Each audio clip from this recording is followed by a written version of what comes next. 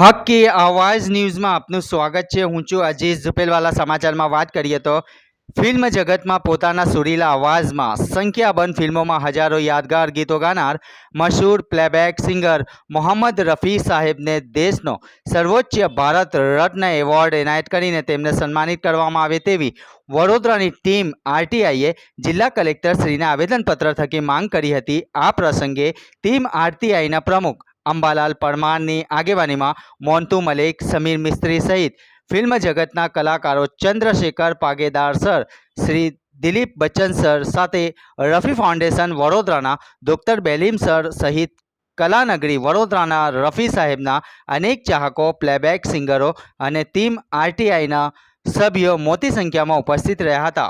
Report રૂજેબ અરબ।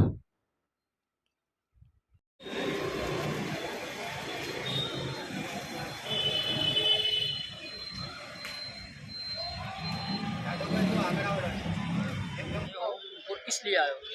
मैं doctor बेलिंग हूँ भी एसएसजी हॉस्पिटल में सर्जन भी। आप सब लोग जानते हैं कोरोना में मैं एडमिशन नोडल ऑफिसर भी था।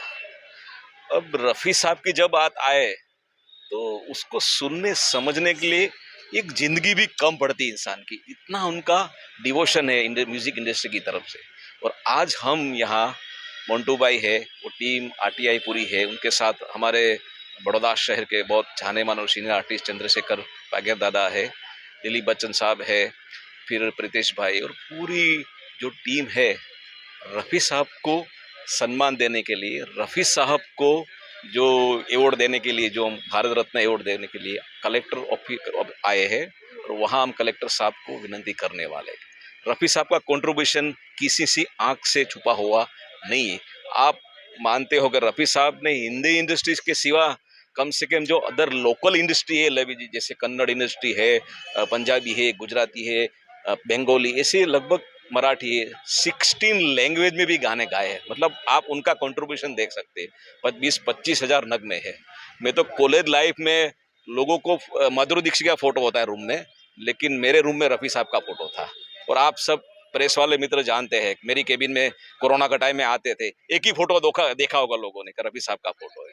मतलब रफ़ी साहब इतनी बड़ी हस्ती थे इंडस्ट्री में और इतने बड़े मुकाम पर पहुंचे हैं आज के ज़माने में। वहाँ तक पहुँचना किसी को सूरज को बैटरी की टॉर्च दिखाना जैसा है। यानी कि कहते हैं ना कि यूं तो तारों को तोड़ना आसान नहीं होता है। हर पत्थर की मूर्ति पर भगवान नहीं होते। गाने तो हर कोई गाता है, लेकिन हर गाने वाला मोहम्मद रफ़ी साहब जैसा फनकार और इंसान नहीं हो सकता है। और रफ़ी साहब की वजह से आप एक बार तो मैंने एक हिस्ट्री में सुना था कि एक रफ़ी साहब की श्रद्धांजलि में एक दिन में 6000 शो हुए थे पूरी दुनिया में। यानी कि बड़ा रिकॉर्ड है, इतने सारे शो एक कलाकार के नाम पे होना।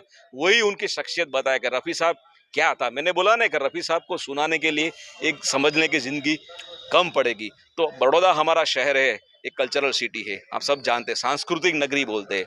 तो हम सांस्कृतिक नगरी से जो मोन्टू भाई परमार जी ने टीम आरटीआई के थ्रू जो शुरुआत की थी इस चिंगारी की, वो पूरे देश में चिंगारी आगे जाए और पूरे देश में हर एक शहर में से लोग आगे आए। और रफ़ी साहब को मैं तो कहता हूँ कि भारत रत्न नहीं, उसके आगे भी जो रत्न विश्व रत्न वो भी मिलना चाहिए। तो आज हम इस माध्यम के द्वारा सब लोगों को यहाँ जोड़ने के लिए शुक्रिया अदा करते हैं और हमारे जो गवर्नमेंट नॉमिनेटेड कलेक्टर साहब है उनको